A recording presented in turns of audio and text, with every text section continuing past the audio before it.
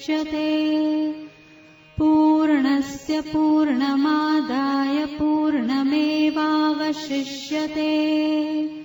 ॐ शान्ति शान्ति शान्तिः।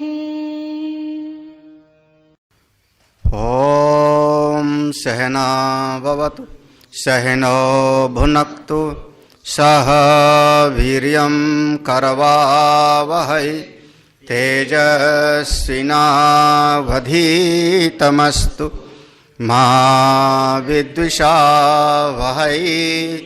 ॐ शान्ति शान्ति शान्तिः। ॐ पार्थाय प्रतिबोधितां भगवतां नारायणेन स्वयं व्यासेन ग्रथितां पुराणमुनिना मध्ये महाभारतम् अद्वैतामृतवर्षिणीं भगवतीं अष्टादशाध्यायिनीं अम्ब त्वामनुसन्दधामि भगवद्गीते भवद्वेषिणी। यं ब्रह्मा वरुणेन्द्ररुद्रमरुतः स्तुवन्ति दिव्यैस्तवैः वेदैः साङ्गपदक्रमोपनिषदैः गायन्ति यं सामगा। ध्यानावस्थिततद्गतेन मनसा पश्यन्ति यं योगिनो यस्यान्तं न विदुषुरासुरगणा देवाय तस्मै नमः। ये 2 श्लोक पढ़ते हैं हम लोग, 3 श्लोक। श्री भगवानुवाच पार्थ नैवेह नामुत्र विनाशस्तस्य विद्यते न हि कल्याणकृत् कश्चित् दुर्गतिं तात गच्छति। प्राप्य पुण्यकृतां लोकान् उषित्वा शाश्वती समाः। शुचीनां श्रीमतां गेहे योगभ्रष्टोऽभिजायते अथवा योगिनामेव कुले भवति धीमताम्। एतद्धि दुर्लभतरम् लोके जन्म यदीदृशम्।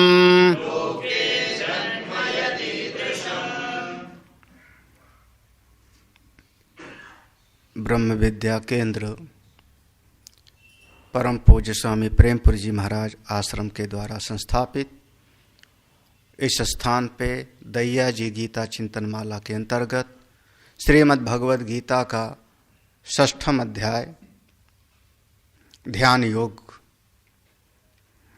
अर्जुन के मन का संशय है। अर्जुन ये भी जानता है चित्त में किसी भी प्रकार का संशय टिकना नहीं चाहिए। संशय आता है उसको मिटा डालना चाहिए। संशय का उच्छेद तुरंत करो, अन्यथा आपको ना तो यहां पर सुख मिलेगा ना परलोक में, ना अयम लोको न पर सुखम संशय आत्मना। जब तक अंतःकरण में संशय रहेगा तब तक यहां आप विक्षिप्त रहोगे, दुखी रहोगे। यहां से जाने के बाद भी अगर संशय है तो आपका जीवन अच्छा नहीं होगा। संशय जिसको लेके होता है उसका कुछ नहीं बिगड़ता।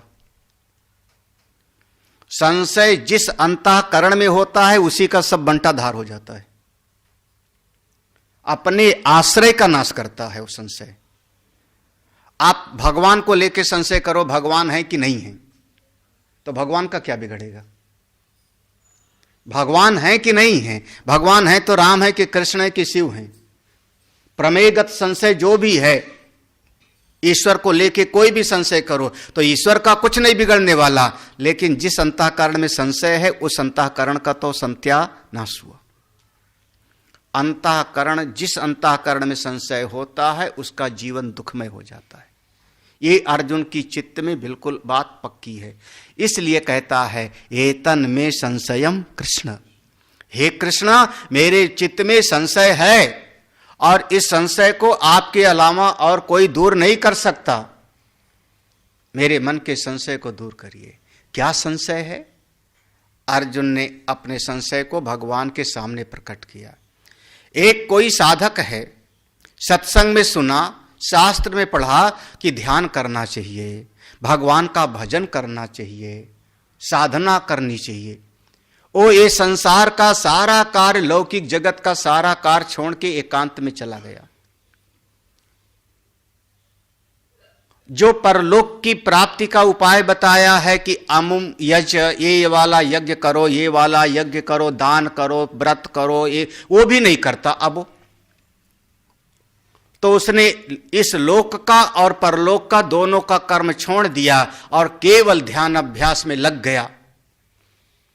ध्यान अभ्यास करते करते समय बीता, मन पूरी तरह से शांत उसका नहीं हुआ। आप लोग घबराना मत, भगवान ने गीता में स्वीकार किया, साल दर साल लगते हैं महाराज। आप लोग 2-4 महीना ध्यान करते हो, लगता है सब कुछ नहीं है, जन्मों की कहानी है, लगे रहना है। उसका मन शांत नहीं हुआ, पूरी तरह से परमात्मा से लगा नहीं, ब्रह्मानुभूति नहीं हुई और ये शरीर उसका छूट गया, समय पूरा हो गया। उस साधक का क्या होगा? इस लोक का भी सुख नहीं मिला उसको, आत्मज्ञान का भी सुख नहीं मिला, परलोक भी नहीं मिला। तो ना परलोक वाला कर्म नहीं किया तो परलोक भी नहीं, इस लोक का कर्म नहीं किया तो इस लोक में भी उसको भोग नहीं मिला, और जो साधना का फल मिलना चाहिए वो भी नहीं मिला। तो वो तो केवल बादल के जैसे छिन्न भिन्न हो गया। उसका क्या होगा? भगवान ने पहली एक आपके भीतर संभावना प्रकट की, एक आपको बड़ी दिल को तसल्ली दिया, घबराओ मत अर्जुन। अगर कोई इस मार्ग पर चलता है, साधन के मार्ग पर चलता है, तो उसकी कभी दुर्गति नहीं होती। जिस अवस्था में है उससे नीचे तो जाता नहीं। मनुष्य बना है तो उससे नीचे तो जाता नहीं, अधोगति तो होगी नहीं। ये तो पहले बात पक्का कर लो। अब उसका एक जो अधोगति वाला था, अस्थावर योनि प्राप्त करना था, नरक आदि, उसको तो मिलेगा नहीं, वो तो गया। क्यों? क्योंकि वो साधना में लगा था। न ही कल्याण कृत कश्चित दुर्गतिम तात गच्छति। हे अर्जुन, जो ध्यान भजन करता है, पूजा पर, अब चूंकि वो किसी को गाली थोड़े देता था, वो किसी की गौ हत्या, गौ थोड़े चुराता था, पाप कर्म तो करता नहीं था, तो अधोगति कैसे होगी? उसकी अधोगति तो होगी नहीं।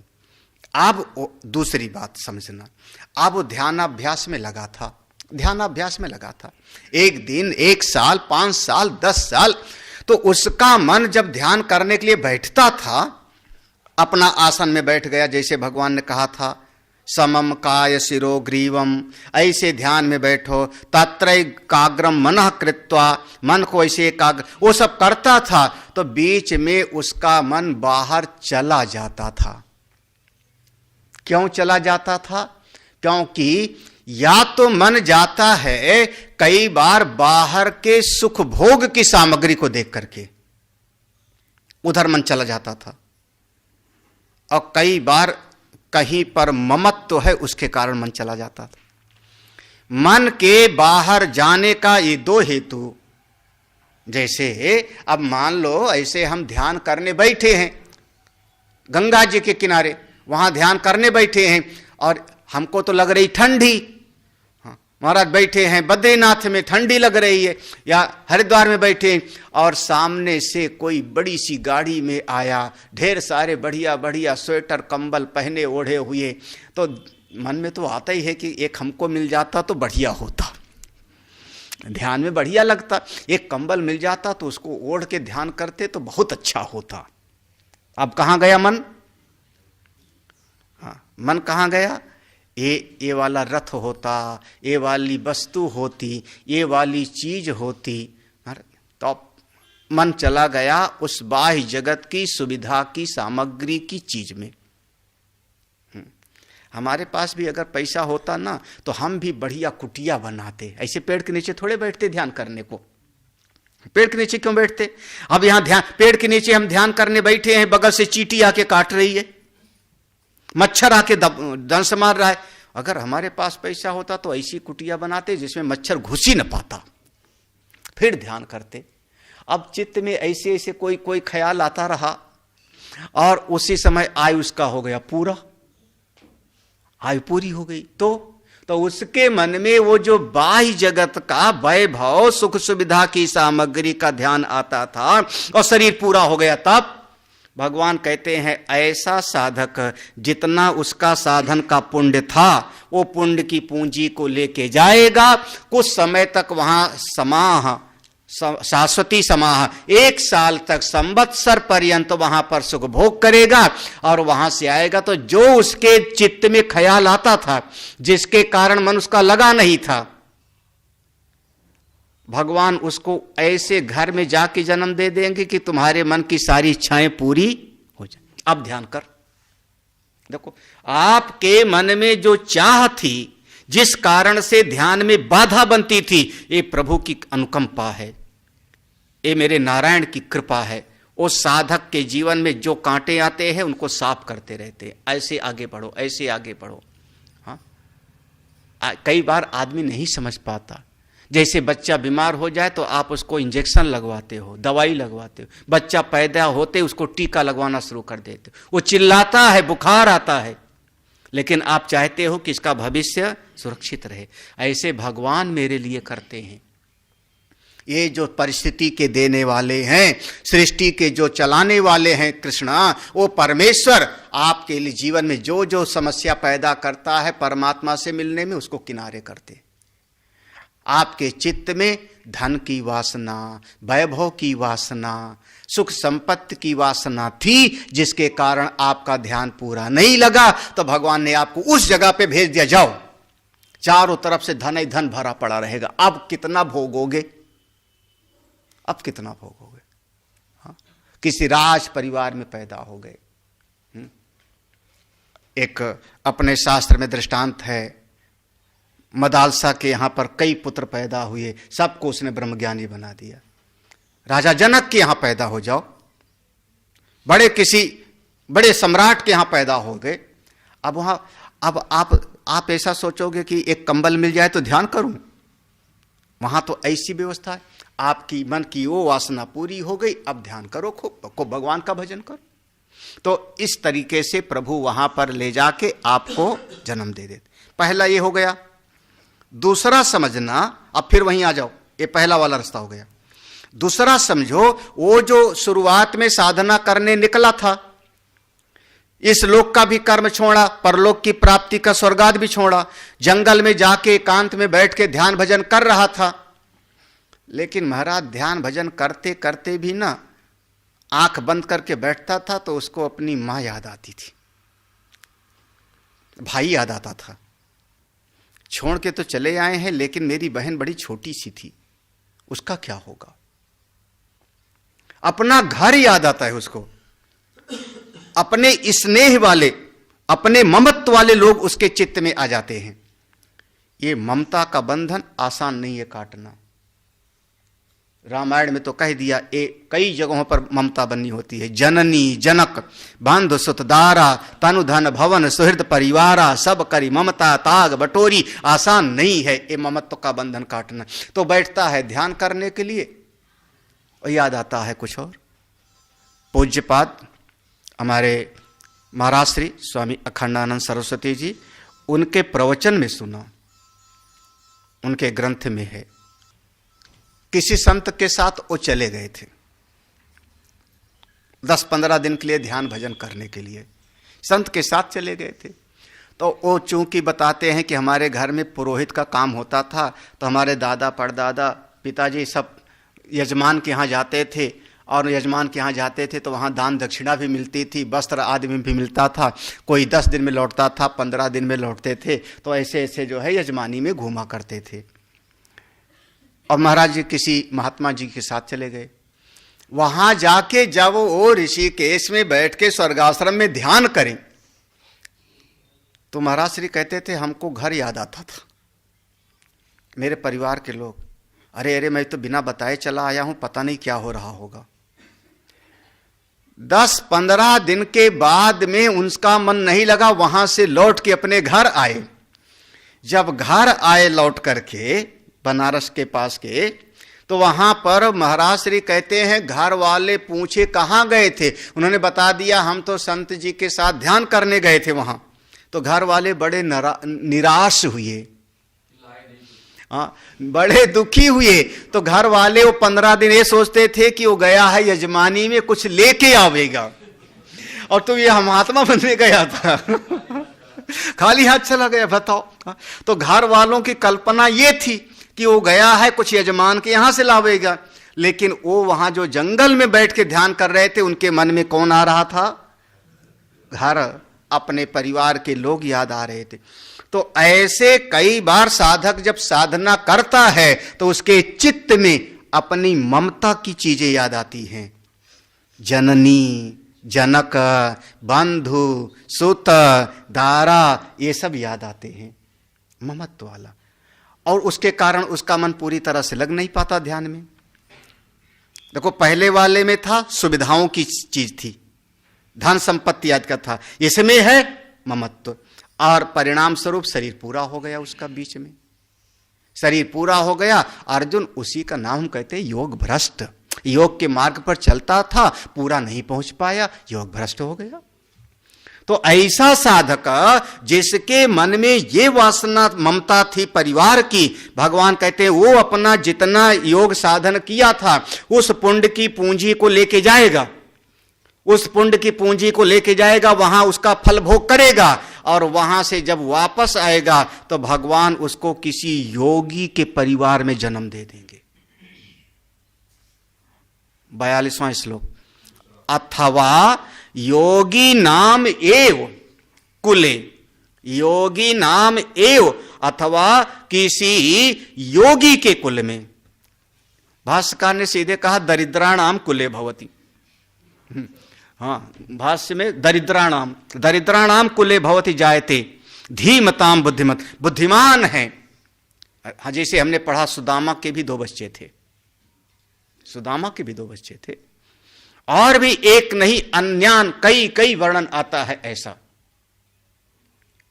कोई योगी परिवार के यहां पे भगवान ने उनको जाकर के जन्म दे दिया। जब अच्छा योगी के परिवार में जब जन्म हो जाएगा तो माता भी योगी ध्यान करते हैं, पिता भी योगी ध्यान करते हैं, पुत्र है अपने घर में बच्चा पैदा हो गया तो भोजन करवा दिया, लेकिन ज्यादा मोह नहीं करते, आसक्त नहीं होते।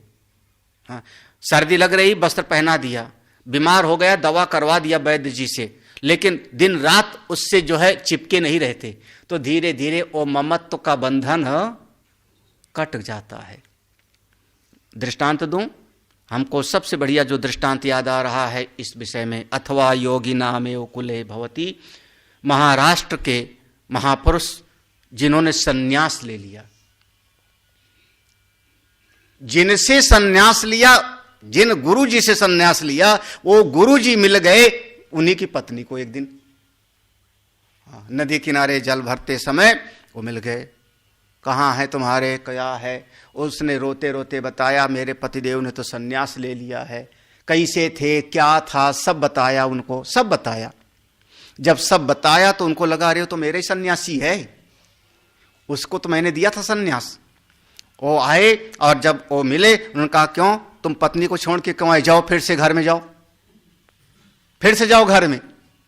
ये महाराज गुरु जी की आज्ञा, और पुनः घर में आए। पुनः घर में आए। गांव के लोगों ने, महाराष्ट्र के श्रेष्ठतम ब्राह्मण, गांव के लोगों ने बहिष्कार कर दिया, जाति से बहिष्कार जैसा। संन्यास दीक्षा लेकर के बिरजा होम करा के वापस आया है। और उसके बाद फिर उनके यहाँ पर देखो, ऐसे महापुरुष, उनके यहाँ पर आकर के निवृत्तिनाथ पैदा हुए। पहला बच्चा पैदा हुआ, नाम रखा निवृत्तिनाथ। दूसरा बच्चा पैदा हुआ, नाम रखा सोपान देव। तीसरे पैदा हुए, नाम रखा ज्ञान देव।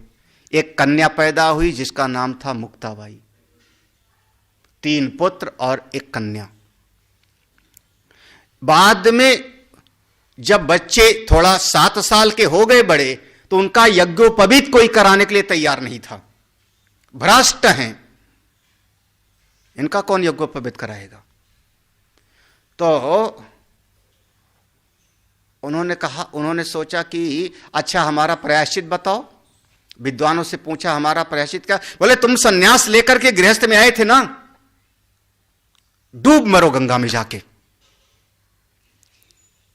महाराज वो दोनों माता पिता प्रयाग में आते हैं, प्रयाग आते हैं, बच्चे छोटे ही हैं अभी, प्रयाग आते हैं और संगम में जाकर के वो अपना शरीर छोड़ देते हैं। संगम में आकर के अपने शरीर को छोड़ देते माता पिता दोनों। अब बताओ ममता कहाँ रही? ममता कहाँ रही? बाद में तीनों बालक फिर वहां से पैठण वहां जाते हैं। आलंदी का एक बड़ा प्रसंग है, वो पूरा का पूरा महाराष्ट्र के महापुरुष लोग सब जानते हैं, संत ज्ञानेश्वर। फिर उनके यज्ञोपवीत का संस्कार की बात आई। 3 के तीनों बच्चे ब्रह्मज्ञानी। निवृत्तिनाथ नाथ परंपरा के अद्वितीय महापुरुष, सोपान देव ज्ञानी, ज्ञानेश्वर की तो बात ही क्या कहना। मुक्ताबाई तो ज्ञानियों की परीक्षा करती थी, कौन ज्ञानी है और कौन ज्ञानी नहीं। 4 के चारों बच्चे चारों ब्रह्मज्ञानी हुए।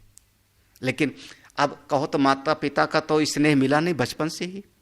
जब बड़े वाले बच्चे का यज्ञोपवीत नहीं हुआ था तो बड़ा वाला 7 साल का, क्योंकि 7वें वर्ष में यज्ञोपवीत किया जाता था, तो छोटा वाला और छोटा रहा होगा, उससे छोटा और छोटा रहा होगा, तभी तो ना छोड़ के चले गए।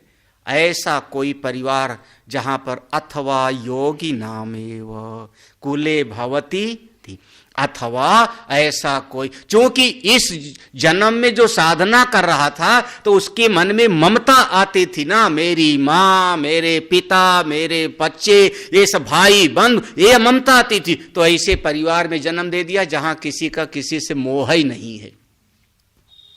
कर्तव्य पालन कर दिया लेकिन मोह नहीं, तो वो ममता कट गई, ममता बनी नहीं। अब ममता बनी नहीं तो आगे बढ़ जाएगा, वहीं से परमात्मा आगे बढ़ा देंगे। ये वाला जो जन्म है ना, किसी योगी के परिवार में पैदा हो जाना, ये देखो अथवा योगी नाम एव, ऐसे कोई बिरला योगी के परिवार में, कुले योगी के परिवार में जाकर के धीमताम, लेकिन धीम योगी है, धीम बहुत बुद्धिमान है, भले दरिद्र है, बुद्धिमान बहुत है, उसके परिवार में जाके बालक का जन्म हो गया। अगर हम विचार करें तो भगवान भाष्यकार शंकराचार्य जी का जन्म, तुलसीदास जी का जन्म, हाँ हाँ बिल्कुल से पैदा होते ही हाँ माँ बाप से अलग कर दिए गए। हाँ, भगवान भाष्यकार एक से एक आपके लिए दृष्टांत पूरा का पूरा भरा पड़ा है। हाँ, स्वामी विवेकानंद का दृष्टांत रख लो सामने, हाँ कैसा परिवार रहा होगा। ऐसे परिवार में जाके जन्म ले देते हैं। ये जन्म लेना बहुत दुर्लभ है, एतद ही दुर्लभतरम, दुर्लभ दुर्लभतर दुर्लभतम, है ना। तो ये जो योगी के परिवार में जन्म मिलना है, ये बहुत मुश्किल से, दुख लभ्यतरम पूर्वम, पहले वाले राजा के परिवार में जन्म मिल जाना आसान है, लेकिन किसी ज्ञानी परिवार में जन्म मिलना बहुत मुश्किल। ये वाला जन्म मिल जावे, वहां से वो साधक की ममता खत्म, आगे बढ़ जाता है। ठीक है ना, समझ में आना चाहिए। तो वो जो साधक अर्जुन, अब देखो यहां पर कोशिश करना समझने का, वो जो साधक साधना कर रहा था, तो साधना करते समय अधर्म कर नहीं रहा था, तो अधोगति होगी नहीं, पुण्य का सृजन होगा, भले थोड़ा ही सा प्राणायाम करेगा तो पुण्य का सृजन तो होगा। जो पुण्य का सृजन होगा उस पुण्य की पूंजी को लेके जाएगा, वहां पर सुख भोगेगा। और मन जो शांत नहीं था, अगर धन वैभव की वासना के कारण शांत नहीं था तो राजा परिवार में, और ममता के कारण शांत नहीं होता था तो किसी योगी के परिवार में। हाँ, योगी के परिवार में ममता खत्म, आगे बढ़ जाएगा। राजा के परिवार में जन्म हुआ, धन वैभव की वासना खत्म, आगे बढ़ जाएगा। क्या महाराज, तो नाश कहां हुआ? साधक का नाश कहां हुआ? जो अर्जुन ने कहा था कि जैसे बादल छिन्न भिन्न हो गए, ऐसे कहीं, तो कहां नाश हुआ? उसका धीरे धीरे ही वो कदम दर कदम आगे ही तो बढ़ता गया। इस जगत में जो साधना के मार्ग पे हैं उनका कभी नाश नहीं होता। ये जो योगी के परिवार में जन्म लिया, योगी के परिवार में, तो आगे भगवान कहते हैं ये जैसे बच्चा जन्म लेता है, बच्चे का जन्म होता है, तो जन्म के समय तो उसको याद नहीं होता वेद मंत्र वगैरह। योगी के परिवार में जन्म ले लिया तो उसको कैसे याद होगा कि पहले के जन्म में मैं गंगा जी के किनारे ध्यान करने बैठा था? कैसे याद होगा? भगवान कहते हैं वो बात समझ अर्जुन, यस्मात्, क्योंकि तत्र तम बुद्धि संयोगम लभते पौर्वदेहिकम यतते च ततो भूयः संसिद्धो कुरु नंदन। तत्र, तत्र माने योगी नाम कुले। जब योगी के कुल में बालक का जन्म हुआ तब 1 साल तक तो छोटा बच्चा था, धीरे धीरे पला बढ़ा, 2-3 साल का हो गया, 4 साल का हो गया। उस बच्चे को गुरुकुल में भेजा गया। गुरुकुल में जाकर के उसने कुछ न कुछ वेदाध्ययन वगैरह करने लगा। किसी न किसी समय पर बुद्धि संयोगम, बुद्ध्या संयोगम, बुद्धि संयोगम लभते पौर्वदैहिकम पूर्व अस्मिन देहे भवम पौर्वदेह। पूर्व के शरीर में, समझना, पूर्व के शरीर में जो उसने साधना किया था, जो साधना किया था, वो साधना का परिणाम, वो साधना का फल इंतजार करता रहता है कि ये जल्दी तैयार हो, मैं इसको मिलूं।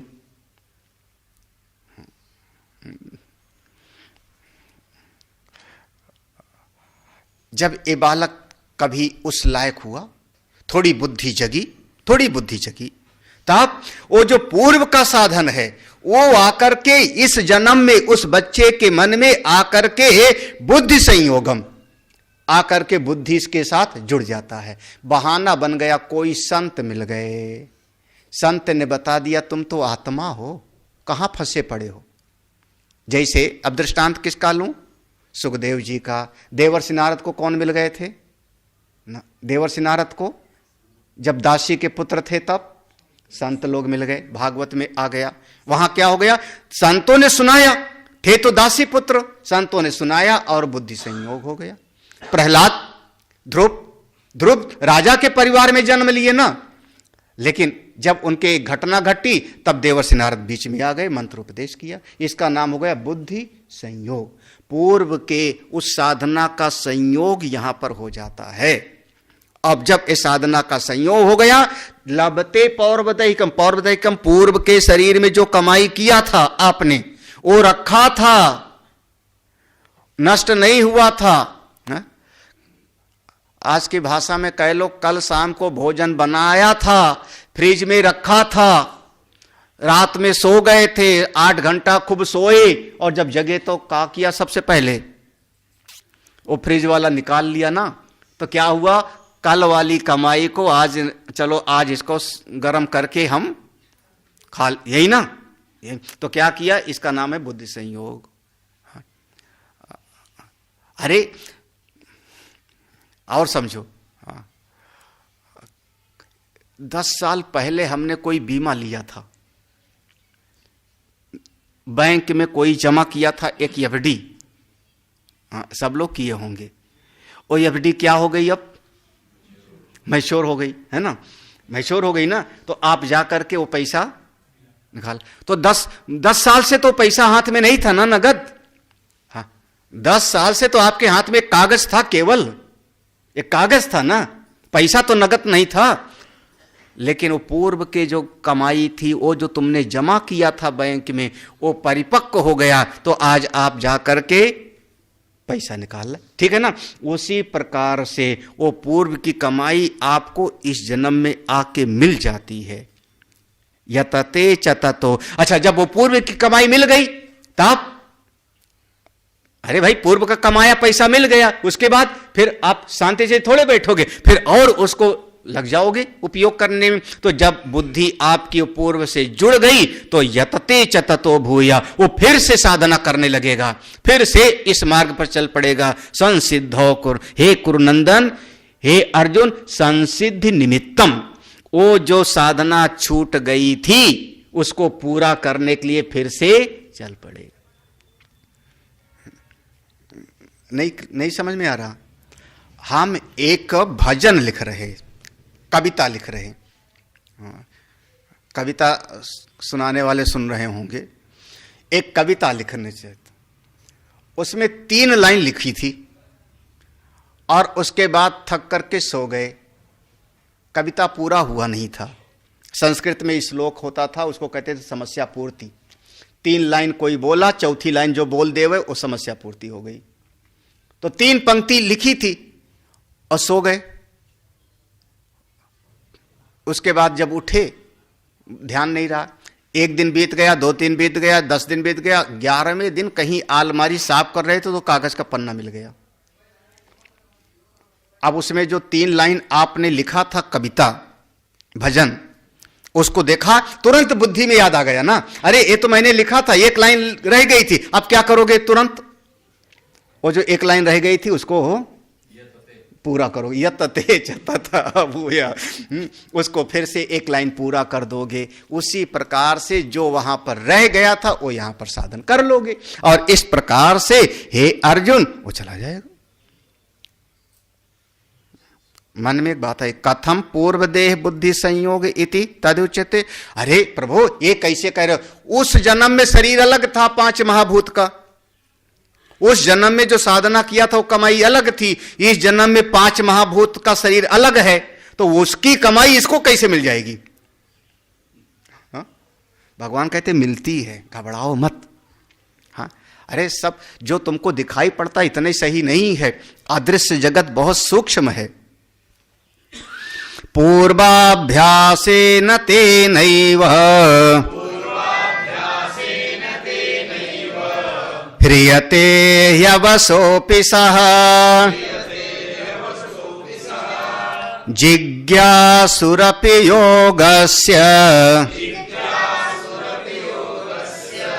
शब्द ब्रह्माति वर्तते। यह पूर्व जन्मनि कृता अभ्यासा स पूर्व अभ्यासा।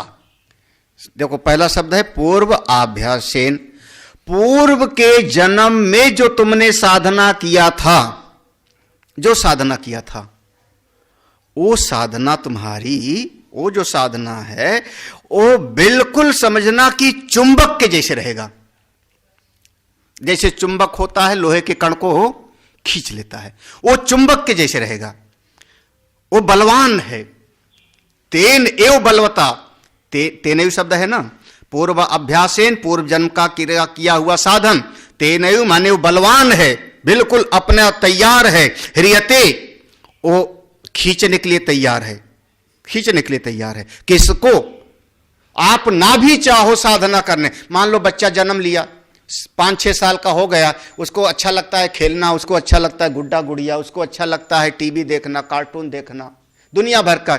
लेकिन अगर पूर्व में साधना किया होगा ना तो चुंबक के जैसे आपके मन को जबरदस्ती खींच लेता है। ही अवसोपिसा, आप चाहो तो भी नहीं, आपकी साधना वहीं से शुरू होगी। जैसे पहाड़ में यात्रा कर रहे हो, पहाड़ में यात्रा कर रहे हो, जहां शाम हो गई वहीं सो गए। केदारनाथ जाना था, जहां शाम हो गई वहीं सो गए, खाना बनाया खाया सो गए। अब सवेरे उठोगे तो यात्रा कहां से शुरू होगी? अब हरिद्वार से यात्रा नहीं शुरू होगी ना, जहां सोए थे वहीं से यात्रा शुरू हो जाएगी। उसी प्रकार से वो साधक को पूर्व के संस्कार, अच्छा जो गठरी थी आपकी, जो गठरी आप रात में रख के सोए थे सिर के पास, वही गठरी लेकर के आगे चल पड़ोगे केदारनाथ। उसी प्रकार से ये पूर्व अभ्यास ये ते नहीं, हाँ पूर्व का। महाराज क्या कहें, अगर कभी आप अमरनाथ वगैरह के और कैलाश की यात्रा पर जाओ ना, तो आपने एक बार बुकिंग कर दिया, पैसा जमा कर दिया ट्रैवल एजेंसी वालों को, वो ट्रैवल एजेंसी वाले जो है, चूंकि एक बार तय हो गया ना आपका, उसका ये हो गया अभ्यास, पूर्वाभ्यास तय हो गया, पैसा जमा कर दिया है, कमाई है, तो आप कहीं रास्ते में एक जगह पर आपको सोने का बड़ा अच्छा लगता है, आज सो जाऊंगा यहीं पर, तब भी वो आपको जबरदस्ती जगा देगा। ओ हमसे नेपाल में बताया, ये सब यात्री जितने हमारे लगेज हैं, हाँ लगेज के जैसे इनको पहुंचाना है, तभी तो पैसा कमाते हैं, तो आपको जगा देगा, आपको कहेगा चाय पी लो, नाश्ता कर लो, चलो यहां से, चलो चलो चलो चलो, तैयार, गाड़ी तैयार, जल्दी बैठो।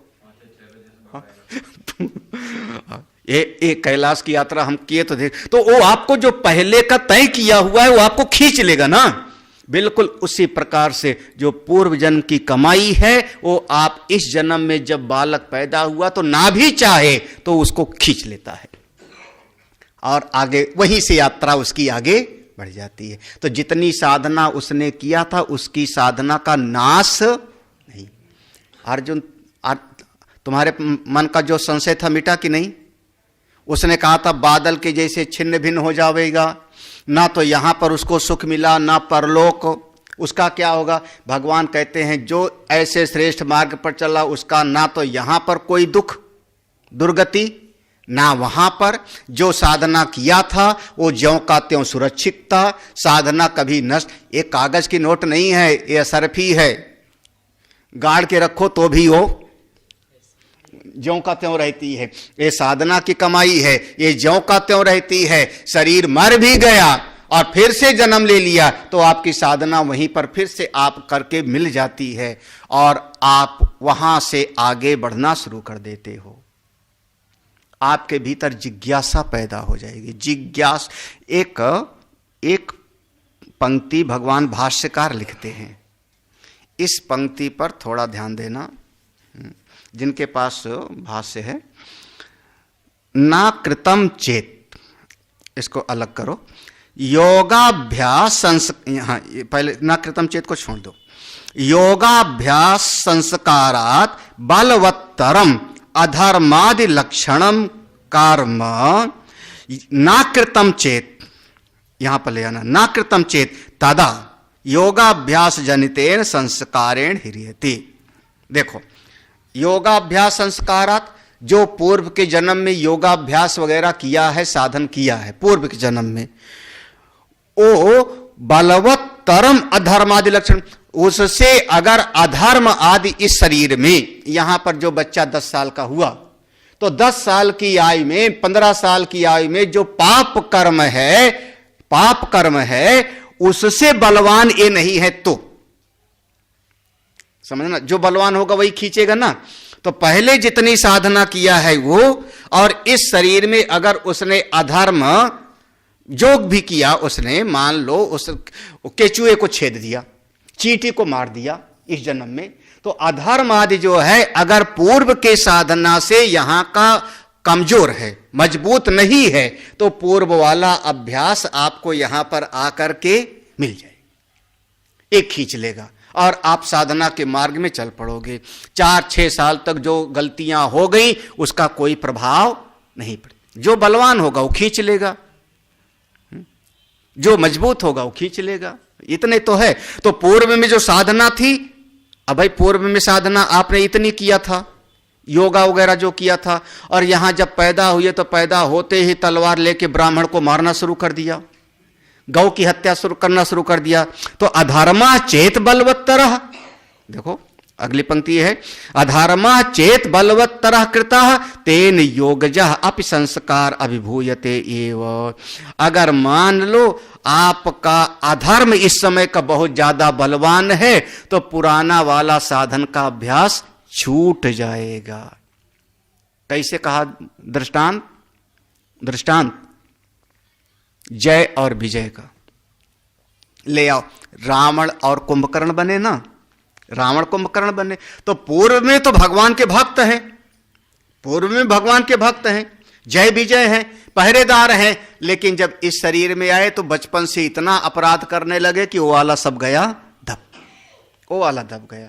तो जैसे दो बैल लड़ते हैं, दोनों में जो मजबूत होगा वो खींच लेता है दूसरे को अपनी तरफ, ऐसे ही पूर्व का साधन और इस जन्म में 5 साल 7 साल 10 साल 15 साल का वो जो पूर्व का संस्कार जब मिलने वाला था, बुद्धि संयोग जब होने वाला था, तो वो वाला ज्यादा बलवान कि ये आपकी इस जन्म का जो है किया हुआ कर्म बलवान। ये वाला बलवान था, अगर ये वाला राजा बेन के जैसे ये वाला बलवान था तो पूर्व वाला दब जाएगा, और वो वाला बलवान था ये वाला कमजोर, तो आप फिर यहीं से साधना करना शुरू कर दोगे। ऐसा अनेक अनेक दृष्टांत आता है। जड़ भारत का दृष्टांत, जड़ भारत का दृष्टांत ले सकते हो। तो इस प्रकार अब अगली पंक्ति, नीचे की पंक्ति, जिज्ञासु अपि योगस्य शब्द ब्रह्म अति वर्तते। शब्द ब्रह्म ये यहां का, लेकिन एक पंक्ति और पढ़ो, तत्क्षयेतु योगजा संस्कार स्वयं योग कार्यम आरभते न दीर्घ कालस्थस्य अपि विनाशः तस्य अस्ति इत्यर्थ। तत्क्षय, अगर कोई इस जन्म में को बचपन से लेकर के कोई गलतियां भी हो गई, अधर्म भी हो गया, घबराना मत, ये भी ज्यादा दिन टिकने वाला नहीं। वो जो पुराना वाला साधना इससे लड़ता रहेगा ना, इससे लड़ता रहेगा, तो ये कभी ना कभी खुद कम हो जाए, कमजोर हो जाए। जब ये खुद कमजोर हो जाएगा तो पुराना वाली साधना आपकी फिर से आके शुरू हो जाएगी। तत्क्षय, तत्क्षय माने अधर्म क्षय। जब अधर्म का क्षय हो जाएगा तो पुराना वाला योग का संस्कार, योगजा संस्कार स्वयं ये कार्यम आरभते, वो अपना फल देना शुरू कर देगा और आपको साधना के मार्ग में लगा देगा।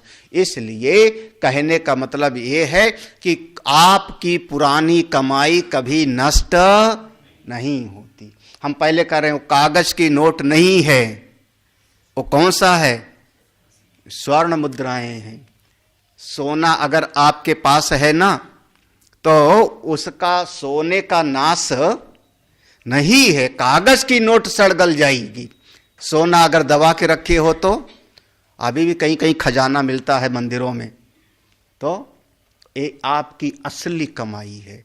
आपकी साधना, आपकी भक्ति असली पूंजी है। ये कभी जितना भजन कर लेते हो, जितना ध्यान पूजा कर लेते हो, जितनी आपने साधना भजन कर लिया, इसका कभी नाश नहीं होता, कभी नाश नहीं होता।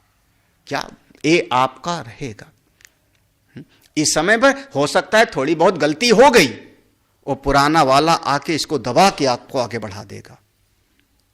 आप इस जन्म में साधना करके आगे बढ़ जाओगे। एक ही जन्म की बात थोड़े है, कई कई जन्म लग जाते हैं, उसमें क्या है, कई कई जन्म लग जाते हैं। घबराना मत, कभी घबराना मत। आप लोग पुण्यात्मा हो जी, जब गीता कोई सुनता है तो बहुत पुण्यात्मा है। ऐसा कोई साधक, हाँ, अगर कोई ऐसा साधक, अब देखो इस जन्म में पैदा हुआ, योगी के परिवार में पैदा हुआ, इस जन्म में पुरानी सब का सब याद आ गई, पुराना का बुद्धि संयोग हो गया, संस्कार आ गया, संस्कार आ गया। तो पुराना जितनी साधना किया था, पुरानी जितनी साधना किया था, उससे उसका परिणाम यहां पर वो जो देखो साधना क्यों नहीं सफल हो पाई थी, दो ही कारण थे ना, बताया था। एक वैभव की वासना, धन की वासना, और या तो दूसरा परिवार की ममता। वो दोनों निकल गई, वो दोनों निकल गई, अंतःकरण हो गया शुद्ध यहां पे, और पुराना वाला सब का सब यहां पर आके मिल गया। जब अंतःकरण शुद्ध और पुरानी साधना याद आ गई, तब अब वो अंतःकरण शुद्धि से हो गया जिज्ञासु, अब हो गया जिज्ञासु। तो जिज्ञासु अपि योगस्य स्वरूपम, अब ऐसा तो योग वाला तो पहले कर ही लिया था, अंतःकरण की शुद्धि, जरा सी एक बाधा थी, निकल गई, बाधा निकली, अब ऐसा जिज्ञासु हो गया, वो जिज्ञासु किसी संत की शरण में चला गया। संत की शरण में चला गया, संत की शरण में चला गया। संत ने कहा सुनो, अब तुम अपनी आत्मा को जानो, तुम कौन हो, कहां से आए हो, उसको जानो। उसने कहा महाराज, ये जो वेद में वर्णन आया है कि स्वर्ग चाहिए तो ऐसा यज्ञ करो, पुत्र पौत्र आदि चाहिए तो ऐसा यज्ञ करो। गुरुजी ने पूछा पुत्र पौत्र चाहिए? उसने कहा वो तो सब हो गया, पुरानी बातें, नहीं चाहिए। स्वर्ग चाहिए, वो भी नहीं चाहिए। जब कुछ चाहिए नहीं तो काहे के लिए, जो जिसको चाहिए उसके लिए वेद भगवान ने बताया है ना।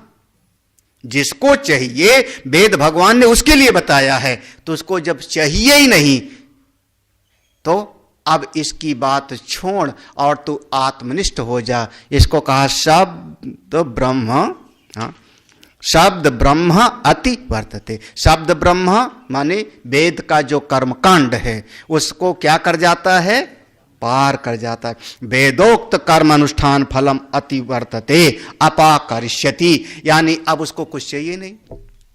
अच्छा, किसको चाहिए? बेटा चाहिए? बेटा चाहिए किसी को? वेद भगवान कहेंगे हाँ बेटा चाहिए तो पुत्रेष्ट यज्ञ कर। दशरथ को चाहिए तो उन्होंने किया पुत्रेष्ट। राजा चाहिए, राजा का गद्दी चाहिए, बोले किसी को चाहिए तो करे अश्वमेध यज्ञ। राजा बलि को चाहिए था इंद्र का पद, तो 99 यज्ञ पूरा हो गया था, कर भैया।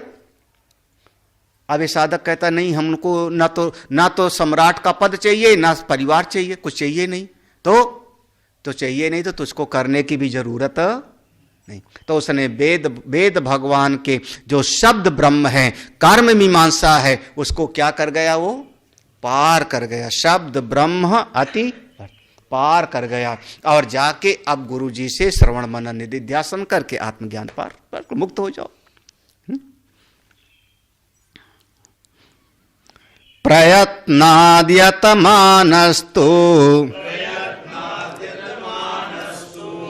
योगी संशुद्ध किल्बिषः अनेक जन्म संसिद्ध ततो याति पराम गतिम।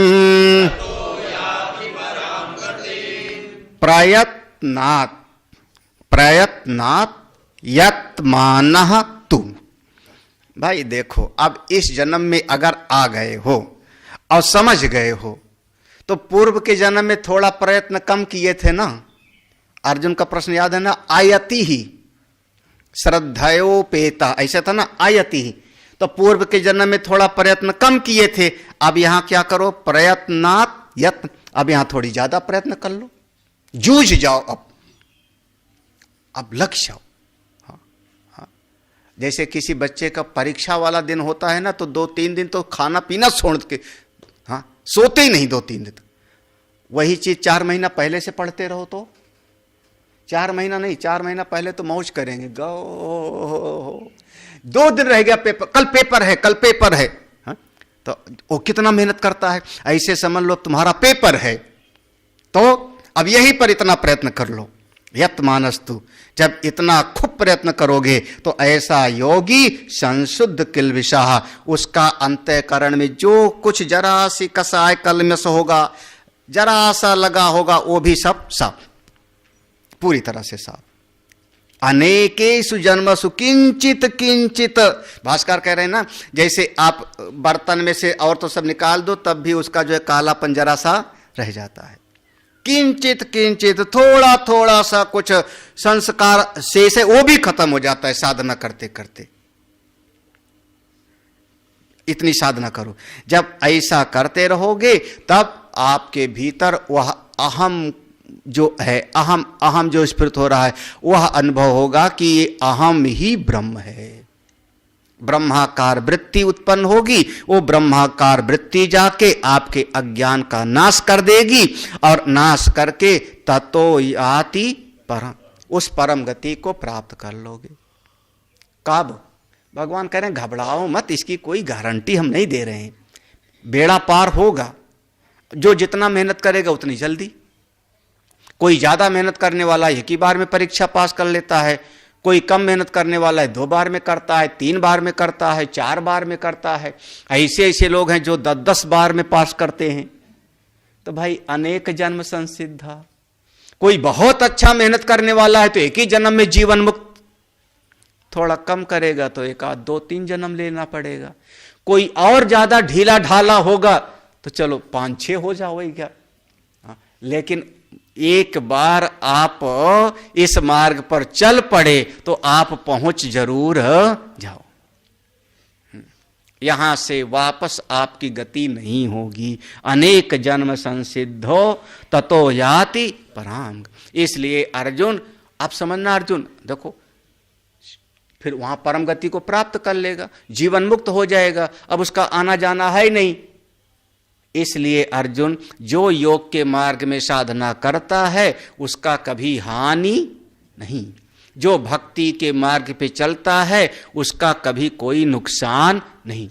सही बात तो यह है कि साधना के मार्ग पर चलने वाला यहां भी सुखी वहां भी सुखी, जहां रहता है वो खुद सुखी, 4 को और सुख देता है। इससे बढ़ के और कोई उपाय नहीं।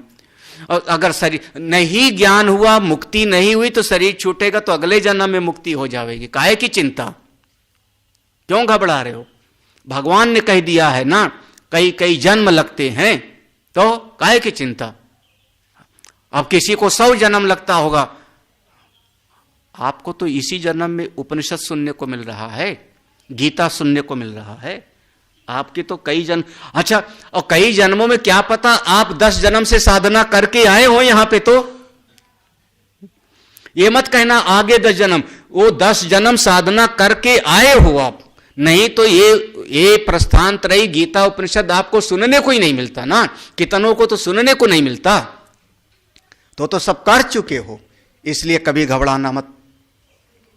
अंतिम का 2 श्लोक, ये 2 श्लोक भगवान कहते हैं, हे अर्जुन, इसलिए तत्पर हो जाओ, सावधानी से इस मार्ग में, भक्ति के मार्ग में, साधन के मार्ग में लग जाओ। 2 श्लोक हैं। तपस्विभ्योऽधिको योगी ज्ञानिभ्योऽपि मतोऽधिकः कर्मिभ्यश्चाधिको योगी तस्माद् योगी भवार्जुन। योगिनामपि सर्वेषां मद्गतेनान्तरात्मना श्रद्धावान् भजते यो माम् समे युक्ततमो मतः। हे अर्जुन, एक बात ऐसी है, ये मैं तुमको चुपके से बता रहा हूं, सबको नहीं समझ में आता। जो केवल तपस्या करता है ना, उस तपस्या करने वाले से थोड़ा योगी श्रेष्ठ है।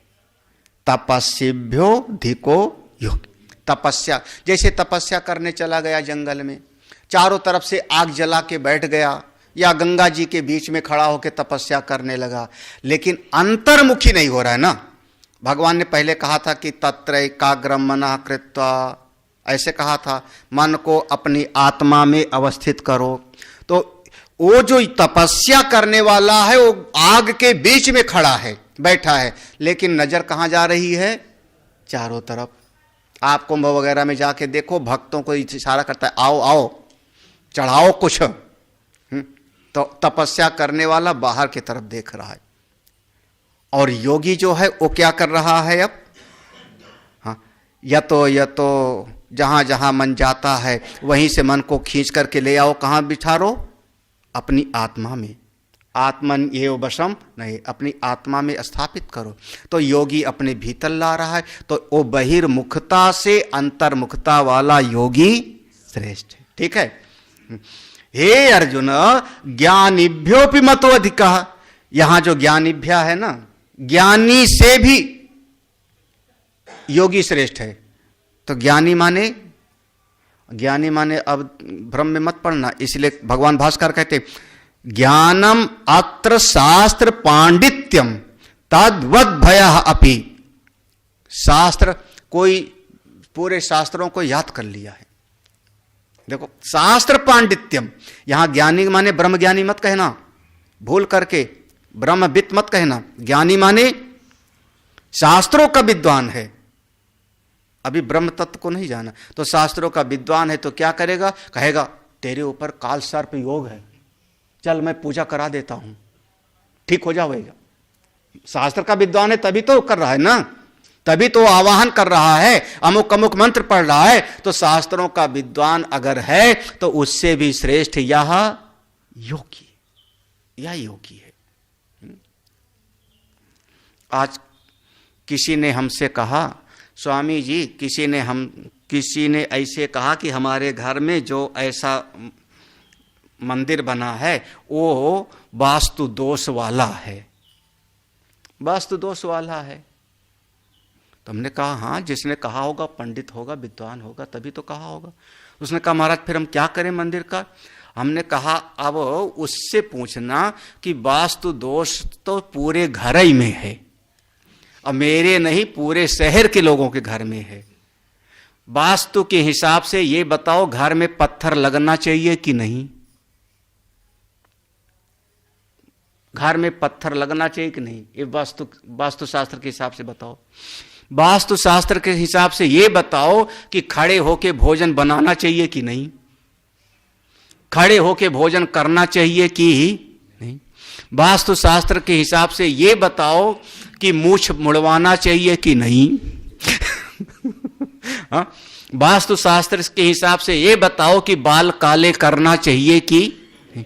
हाँ, अगर बाल काले करके तुम भोजन बनाते हो तो उस भोजन का भोग देवता लगावेंगे कि नहीं?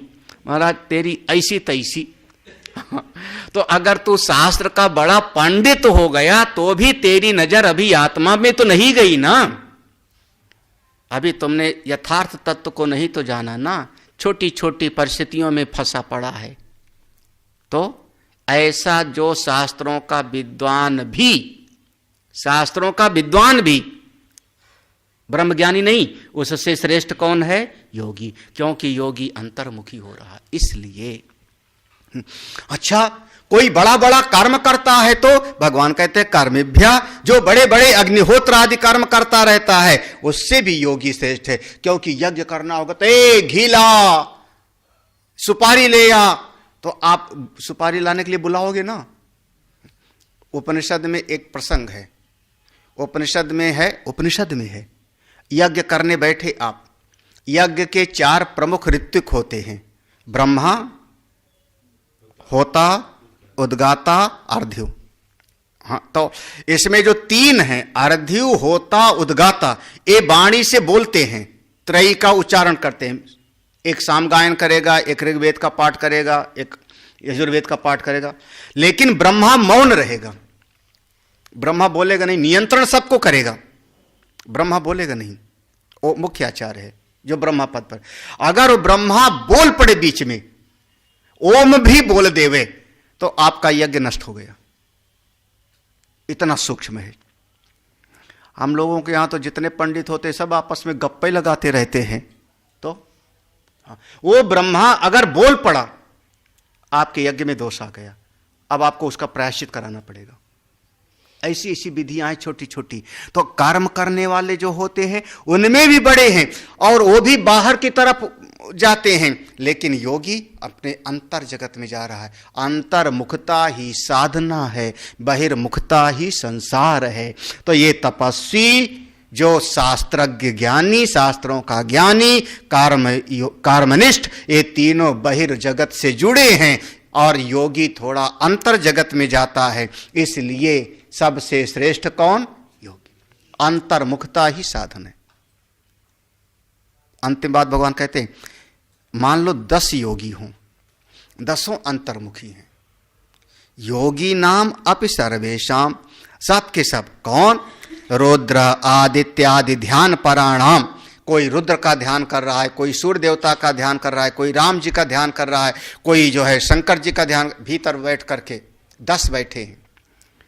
उन 10 योगियों में से अगर कोई मुझ सच्चिदानंद घन परमात्मा से प्रेम करता है, उसने अपने दिल को मुझ नारायण से लगा रखा है, अर्जुन श्रद्धा पूर्वक अगर मेरी शरण में है, समझना वो समस्त योगियों का सिरमौर है, वो सबसे श्रेष्ठ है, युक्ततम है।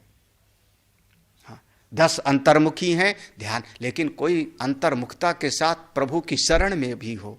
हे नारायण मैं आपका हूं, बस आश्रय तो बुद्धि, आश्रय बुद्धि अगर परमात्मा में है, सब बेड़ा पार। मैं आपका हूं, आप मेरे, इतना काफी है। हाँ। हरि ओम तत्सत। श्रीमद्भगवद्गीतासु उपनिषत्सु ब्रह्म विद्यायां योग शास्त्रे श्री कृष्णार्जुन संवादे ध्यान योगो नाम 6ठोऽध्यायः। ओम पूर्णमदः पूर्णमिदं पूर्णात् पूर्णमुदच्यते पूर्णस्य पूर्णमादाय पूर्णमेवावशिष्यते। ओम शांति शांति शांति। हरि ओम। श्री गुरुभ्यो नमः। हरि ओम।